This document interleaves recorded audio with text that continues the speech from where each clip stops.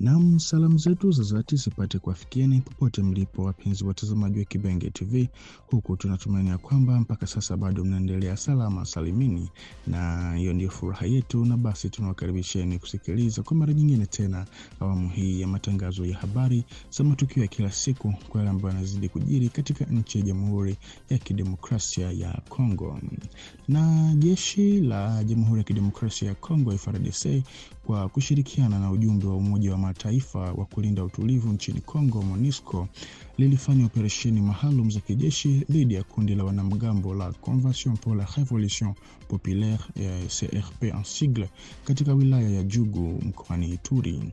Operesheni hizo zililenga hasa maeneo ya Lodha na Fataki ambako uwepo wa shughuli za kundi hilo linalohusishwa na Bwana Thomas Lubanga zimekuwa zikileta wasiwasi mkubwa wa kiusalama katika siku za hivi karibuni. Kulingana na taarifa za awali kutoka vyanzo vya kiusalama, mapigano hayo yalisababisha kifo cha askari mmoja wa FARDC. Aidha, wanamgambo wapatao 15 walikamatwa na silaha 22 ama 22 armes kukamatwa wakati wa mapigano hayo. Mapigano hayo yaliyoanza tangu asubuhi yaliripotiwa kati ya maeneo ya Fataki na Lodha pamoja na katika maeneo ya karibu na ya Bule na Kaa yaliyo umbali wa takriban kilomita 100 kaskazini mwa mji wa Bunia. Kwa sasa inaelezwa kuwa wapiganaji wa CRP wako katika hali ya kukimbia wakirudi nyuma kuelekea maeneo ambayo bado hayajadhibitiwa. Operesheni hizi zinafanyika katika mazingira ya kuongezeka kwa vitisho vinavyohusishwa na kundi hilo katika maeneo mbalimbali ya Jugu, hususan Lodha, Fataki na Bule ambako raia wanaishi katika hali ya hofu na shinikizo la mara kwa mara. Sambamba na hatua za kijeshi za FARDC, MONUSCO imeimarisha uwepo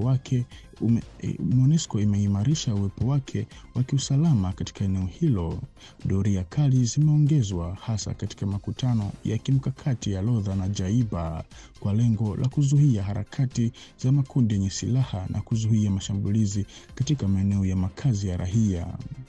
Kipaumbele maalum pia kimewekwa katika kulinda kambi za wakimbizi, hasa ile ya Lodha ambayo imekuwa ikitishiwa mara kwa mara na wanamgambo wa CRP wanaowatuhumu wakazi wake kushirikiana na jeshi la serikali. Vilevile kikosi kingine cha walinda amani kimetumwa katika eneo la Bule ili kuimarisha ulinzi wa raia. Kwa mujibu wa vyanzo mbalimbali, doria hizi zimechangia kwa kiasi fulani kuzuia mashambulizi ya makundi yenye silaha na kuboresha hali ya usalama katika maeneo husika.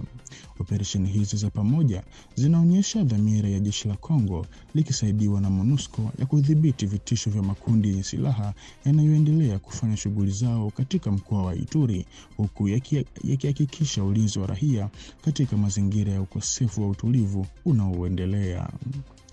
Shinikizo la kibinadamu linaendelea kuongezeka katika wilaya ya Walikale mkoani Kivu Kaskazini, ambako vijiji vya Biriko na Busurungi vilivyoko katika grupema ya Walwa-Luanda vinapokea idadi kubwa ya wakimbizi wa ndani kutoka Kivu Kusini. Kulingana na taarifa zilizokusanywa kutoka vyanzo vya ndani, vinadai kwamba wimbi hili la wakimbizi limeongezeka tangu tarehe 6 Aprili ya mwaka huu kufuatia mapigano ya silaha katika grupema ya Ziralo wilayani Kalehe. Mapigano kati ya waasi wa FCM23 RDF na vikosi vya wanajeshi wa Jamhuri ya Kidemokrasia ya Kongo FARDC kwa kushirikiana na makundi ya kujilinda yanayojulikana kama ya wapiganaji wa Zalendo yamelazimisha mamia ya kaya ama mamia ya menage kukimbia makazi yao kwa dharura. Wakikimbia ukosefu wa usalama unaoendelea, raia hao wamekimbilia maeneo yanayoonekana kuwa salama zaidi, hasa karibu na mpaka wa kiutawala kati ya Kivu Kaskazini na Kivu Kusini. Hata hivyo, uwezo wa vijiji vya Biriko na Busurungi kuwahudumia umeshazidiwa kwa kiasi kikubwa.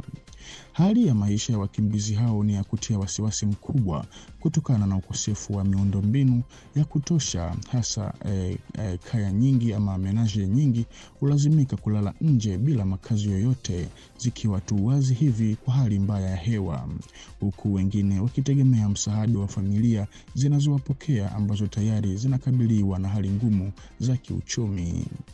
Mahitaji ya kibinadamu ni mengi na ya dharura: upungufu wa chakula, upatikanaji mdogo wa maji safi, ukosefu wa huduma za afya za msingi, pamoja na uhaba wa vifaa muhimu vya nyumbani.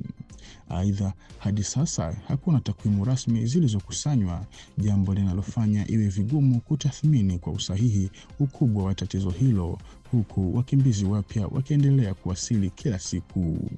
Kutokana na hali hiyo mbaya, mamlaka za eneo la Waloa-Loanda zinatoa wito wa dharura kwa mashirika ya kibinadamu kuchukua hatua za haraka. Zinasisitiza umuhimu wa kufanya tathmini ya kina ya mahitaji, kuorodhesha wakimbizi na kutoa msaada wa haraka unaofaa ili kuzuia kuzorota zaidi kwa hali ya maisha. Wimbi hili jipya la wakimbizi linaonyesha kwa mara nyingine athari za muda mrefu za vurugu za silaha kwa raia katika mashariki mwa Jamhuri ya Kidemokrasia ya Kongo, ambako mzunguko wa ukosefu wa usalama unaendelea kuchochea migogoro ya kibinadamu inayojirudia. Na tathmini ya operesheni za kuwafuatilia wanamgambo wa Mobondo iliyowasilishwa mjini Kikwit na msemaji wa kanda ya 11 ya kijeshi ama 11e Region Militaire wakati wa mahojiano na waandishi wa habari. Kwa sasa operesheni hizo zimepunguza kasi ya kimkakati, huku FARDC zikieleza juhudi zaidi katika uhamasishaji na kuwahamasisha wanamgambo kujisalimisha.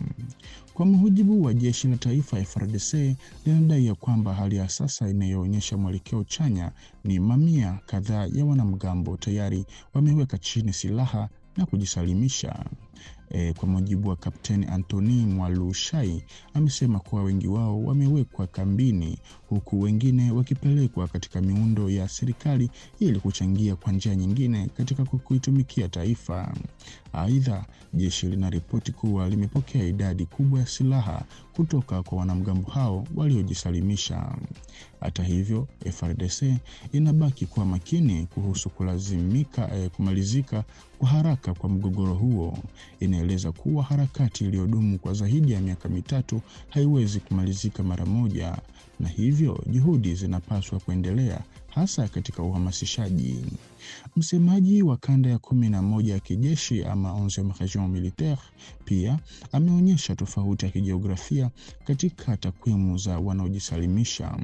Idadi kubwa ya wanamgambo waliokubali kujisalimisha wanatoka katika jimbo la Kwango, ili hali eneo la Kwamuth linalochukuliwa kuwa kitovu cha harakati za Mobondo na bado linasalia na upinzani mkali.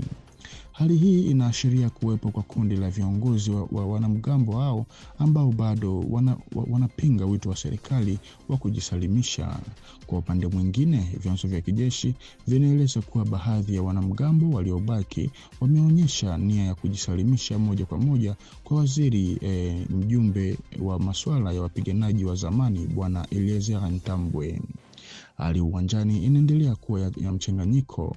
Katika mji wa Kwamuth, kujisalimisha kulikuwa kwa kiwango cha chini wakati wa ziara ya waziri huyo, huku katika mji wa Kwango inayochukuliwa kuwa chimbuko la harakati hiyo, baadhi ya viongozi muhimu walitangaza rasmi mwisho wa kundi hilo. Wimbi la kujisalimisha pia limefika katika manispaa ya Maluku. Kwa ujumla, zaidi ya wanamgambo wapatao 600 ama plus de 600 combattants wa Mobondo wamejisalimisha katika operesheni ya kurejesha amani iliyoongozwa na Bwana Eliezer Ntambwe.